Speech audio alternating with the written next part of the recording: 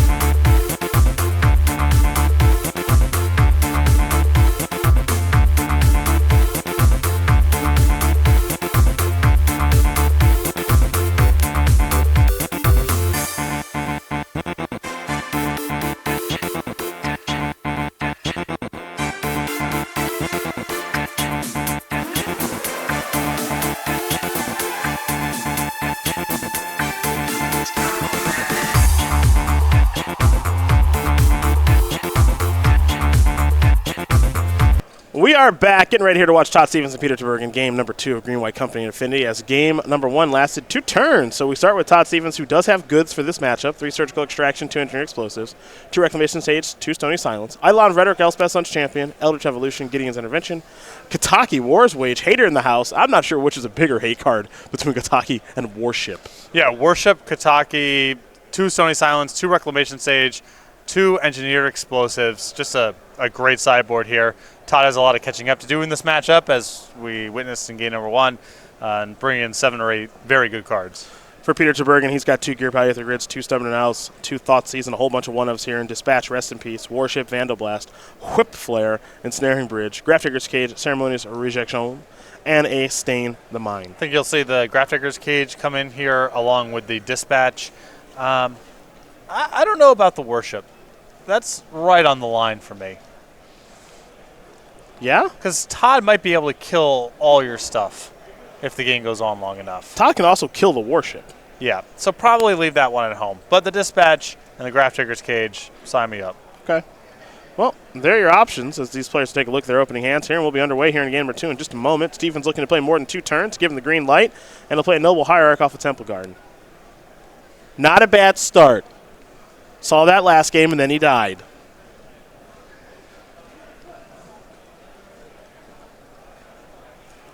Linkmoth Nexus, a Vault Scourge. Mox Opal.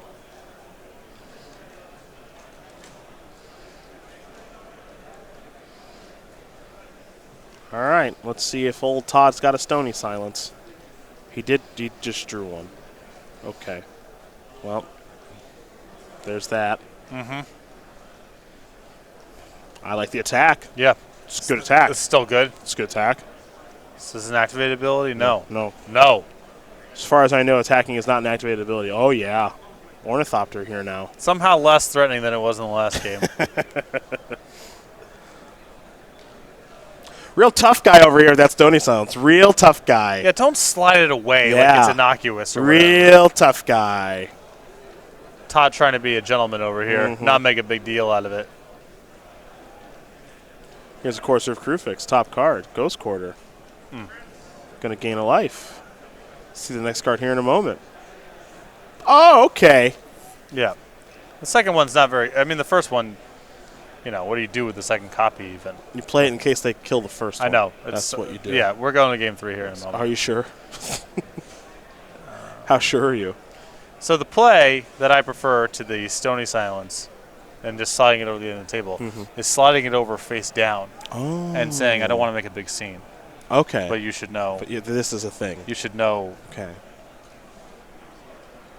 Because, you know, your friends and family might be watching, and I don't want to make it that sort of thing. They're definitely watching. Dispatch. Bang. On the Courser. That'll be exiled given the Metalcraft has to hide the Stony Silence. You see he had to turn it face down. So here's per the your thing. Request. Here's the thing. Todd already did Pieter a solid here by packing this game up in game 1. Oh. Okay. Okay. You thought it was over? Noble Hierarch down. It's not over. Okay. Play a new Mox. Oh, all right. Shoot that bird. Now, unfortunately for Pieter, Todd has a Eclectic Company in hand, I believe. Also has a Dramoka's Command. Ooh. Make him sacrifice that enchantment. It's a good choice. Damage done here a little bit by Pieter, but very important for Stevens to be able to remove that Aether Grid off the table.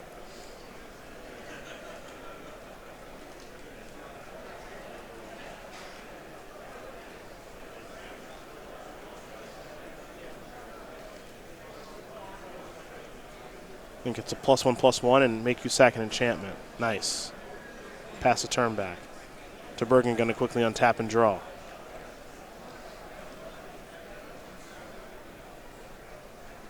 Actually, yeah, we missed something. Hold on. What lands does Pieter have out? Okay, Spire, never mind. Spire, never mind. Okay. Yeah. I was like, how did he cast that Aether Grid? But he cast it with the Spire, so never mind. He's good. Yeah, we're good. He's good. So my brain's broken. It's okay. Another Ghost Quarter. Too much time on Twitter. No such thing. Best website on the planet. Going back over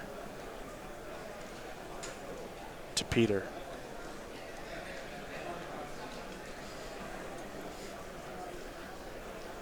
Springleaf Drum. Company going to resolve or Spell Pierce? It will resolve. Be surprised if Tubergen had brought in the Spell Pierces here. Me too. Man, not a great company. Another Reliquary is not bad, though. So head back over to Todd Stevens. He'll draw a card. I think he may have just drawn a Courser. Yeah. Top card. Eldritch Evolution. Yeah, I think Stevens probably brings this one in any matchup where his creatures are not going to get killed and he's not going to face a lot of counters. It's a really good deal with a very high risk associated. It brings it in the matchups where the risk is very low.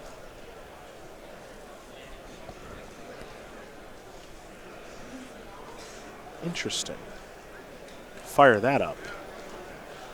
Ghost Quarter your Nexus. Tubergen does run a couple of basics here. Actually, no, never mind. One island. Sometimes I've seen him run a mountain because he does play a red-blue version of this deck. With the lands here for him, Citadels, Inkmoth Nexus, Blinkmoth Nexus, couple Spires, one Glimmer Void, and a basic island.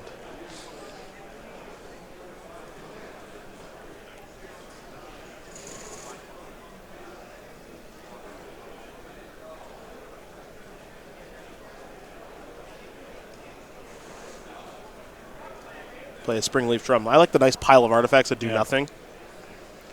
The trash can. Mm-hmm. Reclamation Sage on top now. That's a good name for it.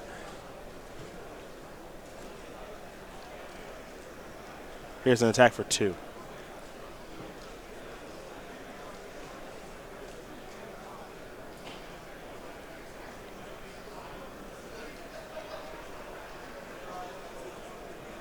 All right, pass the turn back.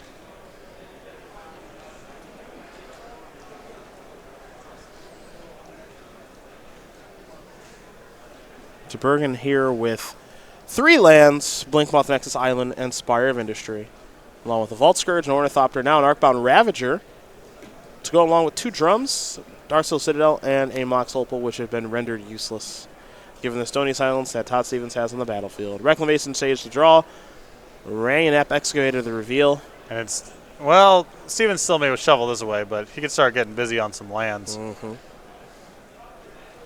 He will shuffle it away. Looks like he floated a little bit of mana. Can get himself a Wooded Foothills here off of the Night of the Reliquary activation. Top card's Path to Exile. That's not a bad card, but he'll shuffle that one away too. So Wooded Foothills will allow Stevens to search up a land. He'll get a basic forest. Lose 1 from the fetch, gain 1 from the Courser, so he'll stay neutral. And I think Stevens just hunting for a land here on the top of the deck to trigger the Courser with. I agree. Engineer Explosives. No, he just keeps revealing the nuts instead every time. And shuffles it. It's just not good. Shuffles doesn't matter. it away. Doesn't matter. Don't care. Yeah.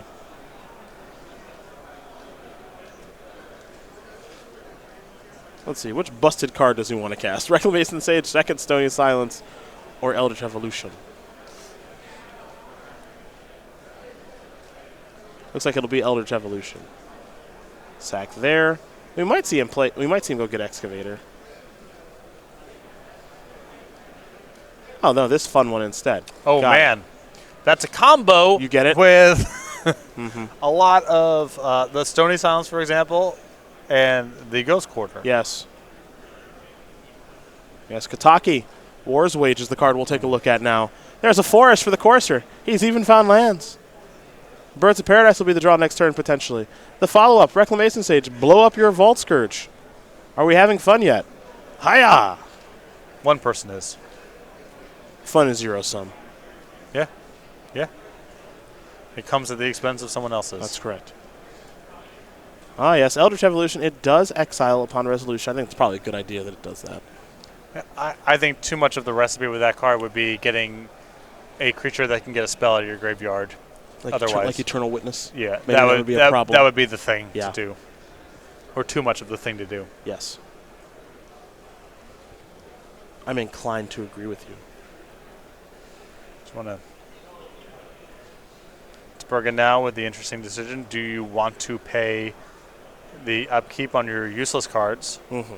Or just go into your turn with all of your mana and nothing good to cast? Well, those will go away thanks to Kataki. And now we begin to Ghost Quarter. Yes, we go to this phase of the game. Todd Stevens looking to leave Pieter permanentless. And so play a Blinkmoth Nexus and simply pass the turn back. Birds of Paradise to draw. Top card, Forest. Play that Forest off the top of your deck. Trigger, gain a life. Look at the next card thanks to the Courser. Another Courser.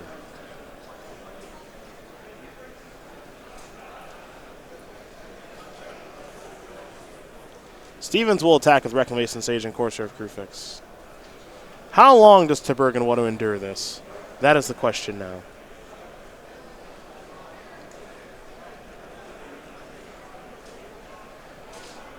Stevens will float a green. Ghost Quarters.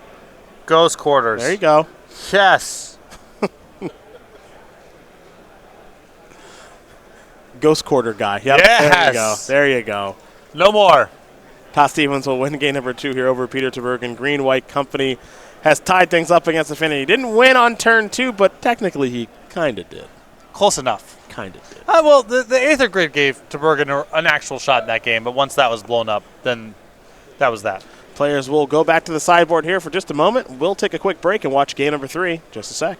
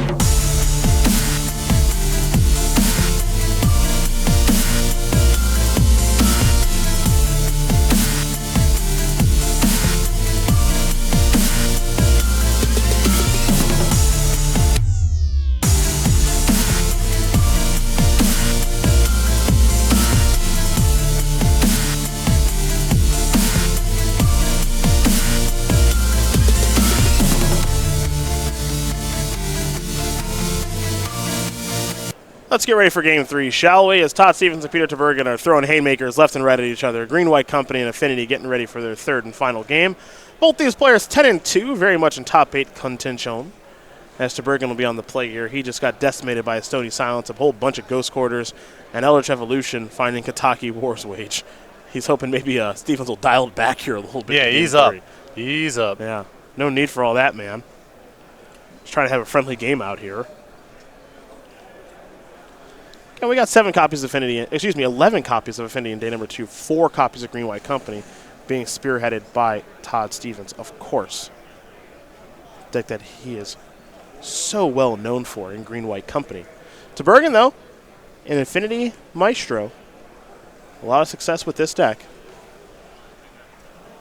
And he demonstrated yesterday in his match against Chris Anderson a never say die attitude and a real understanding of how to play when situations get tough. Yeah, very heads-up play in a variety of spots that looked pretty bad and without a whole lot of room to navigate.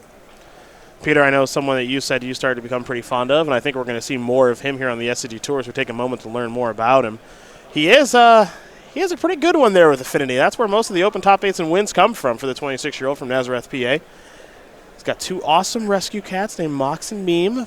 Loves himself a little bit of Overwatch, and the Pepsi hat that we always see when he plays Magic, well, it's a family heirloom from his grandfather. It's not that cold in here. He just loves wearing it. That's all. As for Todd Stevens, you won't find a Pepsi hat. You'll find a suit and tie in most instances for the 32-year-old, who is from Denton, Texas, but now lives in Roanoke, Virginia, providing content for Star City Games. He was inspired to dress nice by the character Neil Caffrey from the TV series White Collar. Flew to Australia by himself when he was 16 to play in a tennis tournament, and he is a full-time Magic streamer and player here on the SCG Tour, and a pretty darn successful one, too, as the member of Team BCW. Racking up dubs with his favorite thing to do. Just these 3-mana green creatures that care about lands and sort of draw cards. And Ghost Quarter you into the ground. Yep. Good to have passions. I mean, Todd Stevens just one day had a bad experience against Tron, and he's just like, never again. This is never happening again to me. Well, it's somewhat speaks to the moral hazard of playing control decks is the amount of time in minutes that you spend winning the game is way more than half, because when you lose, you are conceding before you take your second turn. And when you win, it looks like the other way. So you get to have a lot of fun because you're spending a lot of time winning the game. I'm trying to think of the last time Todd Stevens registered a Modern deck that did not have 4 copies of Ghost Quarter.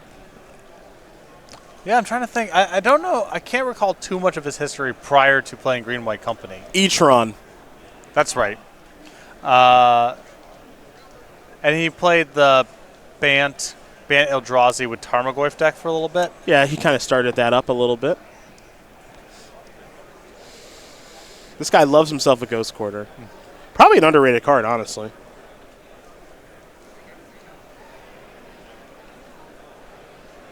A lot of the power is concealed by the fact that a lot of it comes from the threat of being able to use it concerning your opponent's plays, even if you don't touch it.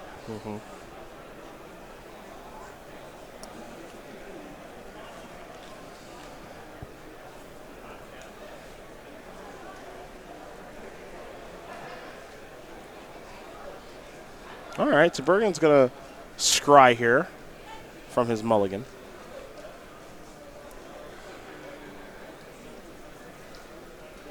And that card will go to the bottom.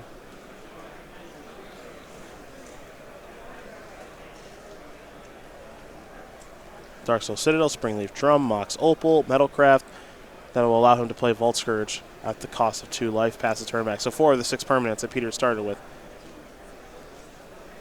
are on the battlefield. He'll draw a card. Is it another one of those cranial plating games? Is there's a Spire of Industry? The answer is yes. Well, we saw Todd Stevens concede to less last round. We'll see if he's got a Kataki or something like that here in game number 3 as he draws a Dromoka's Command.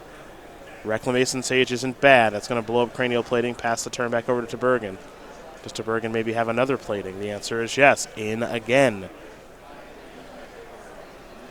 And Tubergen with no creature lands right now, so if something happens to this Vault Scourge or the cranial plating, he's got very little left over after the mulligan, just 1 card in hand. Stevens already down to 8. He has multiple copies of Birds of Paradise, and I think he's actually got 4. 1 on the battlefield, 3 in the grip. Those are the white bordered cards. Then also has a copy of Dromoka's Command. He'll start by attacking for 2.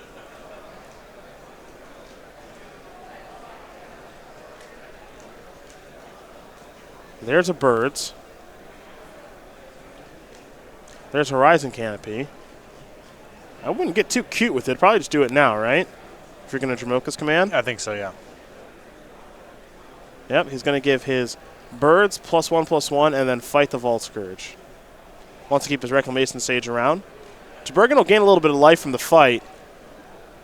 And so Pieter's got a lot of life to work with. And Pieter definitely drawing to Aether Grid here as well. Be a huge draw. But you definitely need some sort of threat card to follow this up with. He's got an Inkmoth next. It's not the worst draw I've ever seen. The follow-up there is an Archon Ravager. Okay, you wanted a threat card. You got it. He's got something to work with. He'll equip the Archon Ravager and pass the turn back over to Stevens, who's picked up a white card of some sort.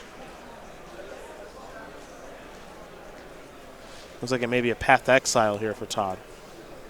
Also has a Courser of Crewfix in hand. Now would not be the worst time to deploy it, but we of course defer to the Master and the Mayor of Value Town. He'll deploy some Birds and simply pass the turn back.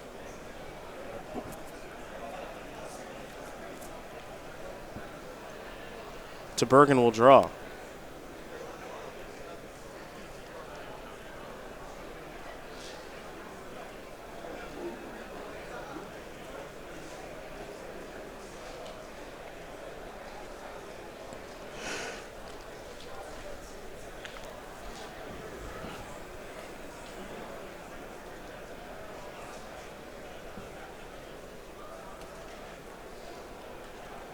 Tubergen probably contemplating here whether or not he wants to move the plating onto the Nexus and start doing the infect thing. Switch gears for a little bit, perhaps. Not a lot of to be done on the ground right now because of the Reclamation Sage.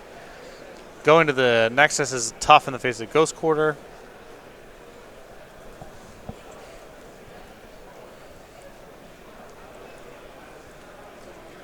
Not an inspiring set of attacks or options for Tubergen right now. Yeah, it certainly feels that way. Not a ton for Pieter to do.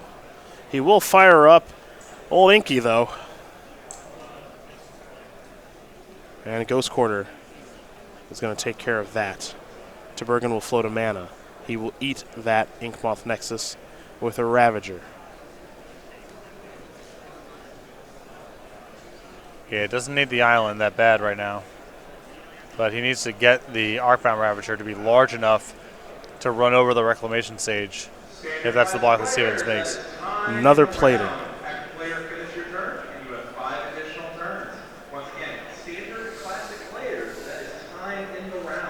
Reclamation Sage will block. Pieter will eat a plating. Path to Exile is quite the blowout. Yep. Tubergen will search up the island. And it looks like Stevens may have just drawn Collected Company. And if that's the case, he's in pretty good shape. He's going to start things off with a Courser. Rain of Excavator is what he'll find. An Excavator is not the worst thing to have on top of your deck here, as it's an insurance policy should Tubergen find another Nexus to rebuild with. Stevens finds another land there with Temple Guard. Now the Reliquary on top of the deck. Reclamation Sage coming into the red zone. Tubergen's got a lot of life to work with, but he's in some serious trouble now. He's got to draw some real good ones off the top. Yeah, I think he needs an Aether Grid this turn to keep going. Thoughtcast isn't a bad start. Etch Champion is what I'd be hoping for if I'm Pieter. Etch Champion would be not the worst either. Instead, he'll just be passing the turn over to Todd Stevens. If you're Todd Stevens, you're interested in finding Kataki, but he will start with Collected Company on his upkeep. Yeah, doing it now because he knows the top card of his deck is Knight, so that's a good one to have in your top 6 if you're playing Collected Company. Tracker and Knight. Rest will go to the bottom. Take a look at the top card. Kaboom. He's done a nice job of sequencing. Kaboom. Another explosives on top.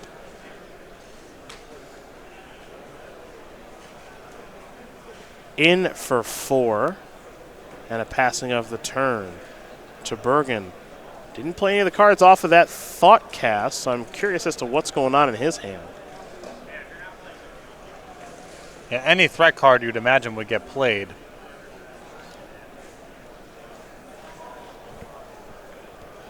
Inkmoth Nexus. Not much to worry about there, given the active Knight of the Reliquary there for Todd Stevens, which can find, of course, his favorite land in Ghost Quarter. Wooded Foothills will be the land he plays off of the Courser. He'll go up to 8. We'll see the top card of his deck here in just a moment. He'll also get a clue from the tracker. Well, hello there. Kataki War's Wage.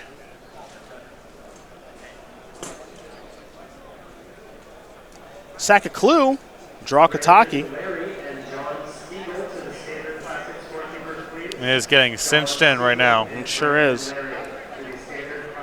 What kind of wrestling submission move do you think Todd Stevens uses? He's such a nice guy. Right. Had to be sleeper hold. I see a wrist lock. Wrist lock, yeah. Maybe something that doesn't hurt too much. Right.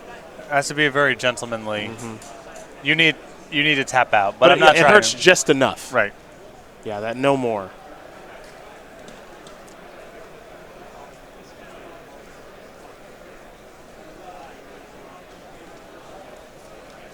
Armbar. Somehow I doubt he uses one of Jericho's 1004 moves. Somehow I doubt that.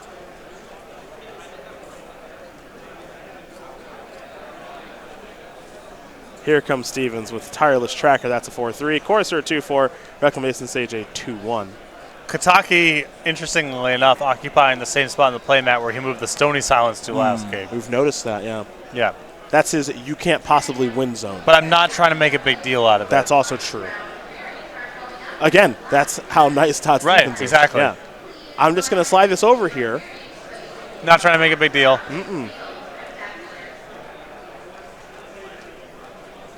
Temple Garden will be the top card. Ghost Quarter was found. That's at the ready to take care of the Inkmoth Nexus, potentially the Spire of Industry. What do we have here?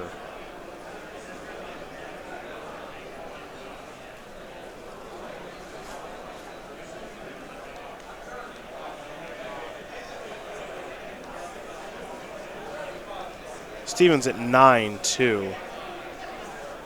This is Pieter paying for Kataki. That's what that was. Wasn't sure if that was an end of turn effect or not. That's why you see him lose the Springleaf Drum.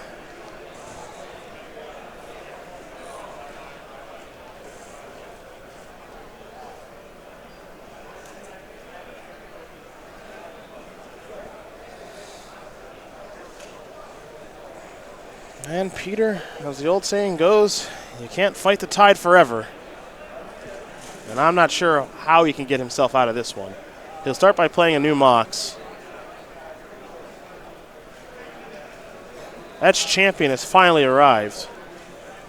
Is it too late, though, is the question. New Mox again. There's an equip. He might be able to play on here.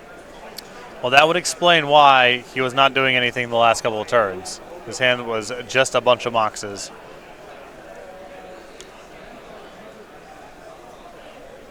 Stevens, look how smart.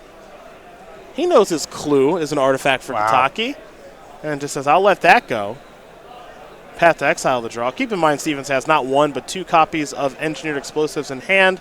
With the green and the white mana, with Temple Garden and Forest, plus Birds being able to generate any mana, he can set Explosives to 3. It's probably worse for him if he does that because he'll clear out a lot of his stuff. So he can always just set it for 2 and blow up Plating. There also might be lines that where he can cut Tubergen off of Metalcraft and handle the champion that way. It's also true. You got options.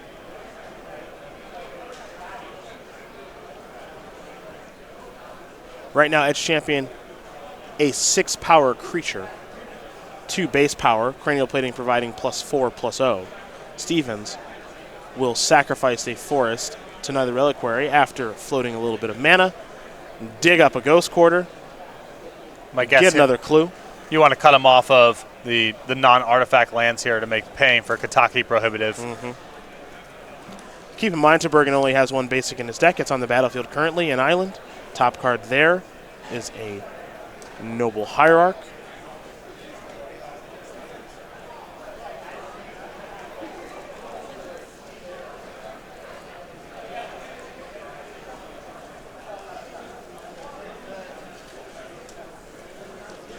This is an Engineered Explosives for 1. Just for 2, excuse me. He had a green mana floating.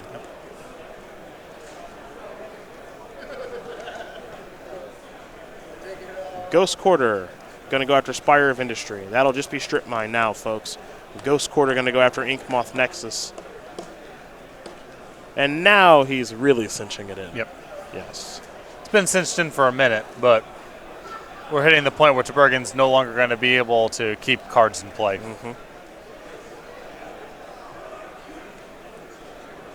And we're ramming up Excavator in hand as well. Stevens can really turn up the heat on these Ghost Quarters. Pieter, well, he's got 4 artifacts that require him to pay 1 mana. Right, I mean, he gets the Mox and the Citadel can pay for itself, and then you got 1 mana against your other 2 artifacts. And if you pay for that Cranial Plating, which is kind of what Todd wants you to do. Then he has Explosives to keep you off Metalcraft, and then you can't even attack. Correct. So the Plating will bite the dust. Tubergen will draw.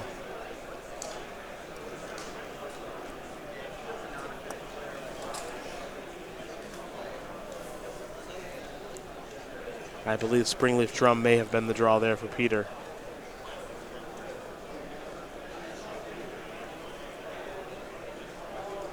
This overwhelming presence from this Green White Company deck. The ability for this deck to just be so flexible in these 2 colors. Something you wouldn't really expect, but we see it time and time again here with Todd Stevens. As he'll sack a clue and draw a card. Tracker gets a little bit bigger. Picked up a Noble Hierarch. Sack a clue, draw a card. Tracker gets 5. This 5th counter. Eldritch Evolution added to the grip. Kataki will make Engineered Explosives cost a little bit more, but Todd says, I don't need this anymore, so he'll let that just bite the dust. Excavated the draw. Top card, Path to Exile. Not sure the best thing for Stevens to find here with Eldritch Evolution. He would know much better than you and I. Though I am curious to see how he wants to move forward with this turn.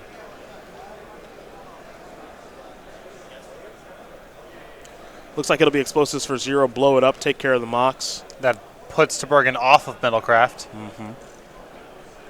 Path will take care of that, and we are all done, folks. Todd Stevens is going to win this match here over Pieter Tubergen, 2-1. Green-White Company will take care of Affinity. It was a short first game for Todd Stevens, but the second and third one went a little bit longer, and that's exactly where he wants to be.